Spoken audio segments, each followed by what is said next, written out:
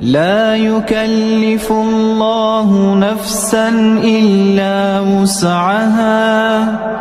لها ما كسبت وعليها ما اكتسبت ربنا لا تؤاخذنا إن نسينا أو أخطأنا ربنا لا تؤاخذنا إن نسينا أو أخطأنا ربنا ولا تحمل علينا